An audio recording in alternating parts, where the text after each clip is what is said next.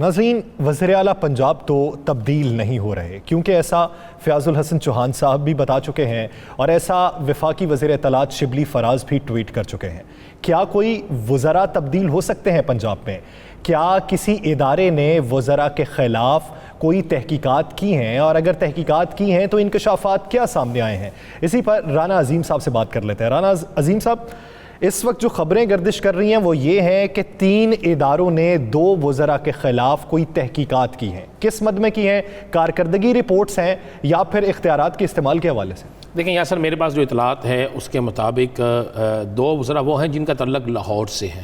اچھا۔ جبکہ اس کے علاوہ 3 وزراء اور بھی ہیں، 2 جو ہیں اس میں وزیر مشیر ہیں، جن کے ایک پارلیمانی سیکٹری ہے۔ ان کے حوالے سے جو انویسٹیگیشن ہوئی ہے مختلف اداروں کی، اس میں لکھا گیا کہ ایک پنجاب کے وزیر کی طرف سے جس کا تعلق لاہور سے کہا گیا ہے کہ اس وزیر کے بھائی جو ہیں وہ 3 مختلف سرکاری اداروں میں بے انتہا مداخلت کرتے ہیں۔ یہ لفظ لکھا گیا ہے، اور لکھا گیا ہے کہ اس وزیر وہ تگڑے وزیر کو باقاعدہ اس تگڑا وزیر مختلف اداروں میں فون کر کے کہتا ہے یہ فلاش میرا بھائی آ رہا ہے، جو یہ کہتا کر دو۔ اس میں کہا گیا ہے کہ لاہور میٹروپولیٹن کارپوریشن کے اندر ایک اہم ترین سیٹ پر ایک نااہل ترین شخص کو تعیناتی کرائی گئی ہے۔ یہ رپورٹ وہیں سے گئی ہے۔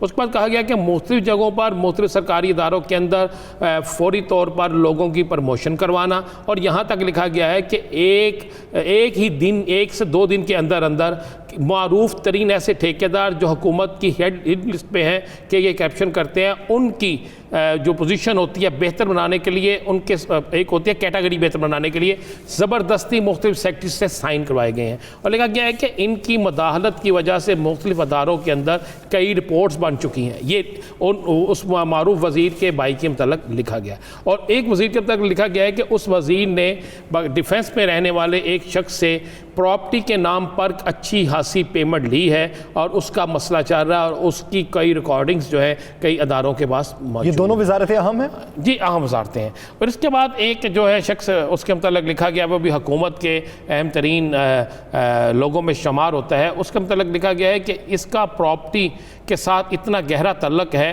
کہ وہ اپنے آپ کو پارلیمانی سیکٹری یا کچھ بننے کے بعد مختلف جگہوں پر اثر انداز ہو رہا ہے، اور اثر انداز ہونے کے بعد وہ بہت سے فائدے لے رہا ہے۔ ایک منسٹر کے متعلق رپورٹس میں یہاں تک لکھا گیا ہے، اس منسٹر کا تعلق بھی جو ہے وہ لاہور کے نواق سے ہے، اور اس کے متعلق تو یہاں تک لکھا گیا ہے کہ منڈی مویشیاں جو لگی ہیں، اس سے پہلے جو منڈیاں تھیں مثلا جہاں پہ لگی ہیں، اس سے پہلے جو جگہ تھی وہاں پر بھی ان کی منوپلی تھی، اور لاکھوں نہیں کروڑوں روپے سالانہ وہاں سے کماتے تھے، اور ریت کے ٹھیکوں سے لے کر دیگر معاملات میں وہ ملوث تھے۔ رانا صاحب، یہ کنفرم کر دیں، کیا یہ رپورٹ آنے کے بعد وزراء کی وزارت جانے کا بھی خدشہ ہے وزراء؟ دیکھیں، یہ تو اب ڈیپینڈ کرتا ہے وزیر اعظم پاکستان عمران خان صاحب پہ، یہ ڈیپینڈ کرتا ہے عثمان بزدار صاحب پہ کہ یہ کیا ان رپورٹس کی روشنی میں ایکشن لیتے ہیں یا نہیں۔ ہمارے پاس تو جو اطلاعات ہیں اور مصدقہ اطلاعات ہیں، میں ان چیزوں کو خود پڑھ کے بھی آیا ہوں، اور میں اگر کوئی ہمیں چیلنج کرتا ہے تو ہم اس کے چیلنج کو قبول کرنے کے لیے تیار ہیں۔ ہم ان رپورٹس کی بہت سی چیزیں جو ہیں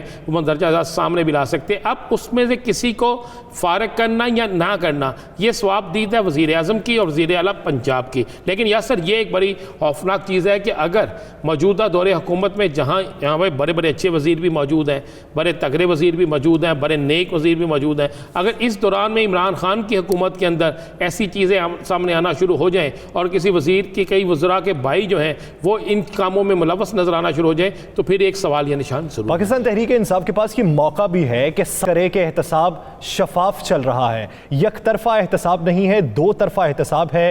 کوئی بھی اگر غلط کام کرے گا، چاہے وہ اپنی ہی جماعت سے کیوں نہ ہو، اسے اس کی وزارت سے برطرف کر دیا جائے گا۔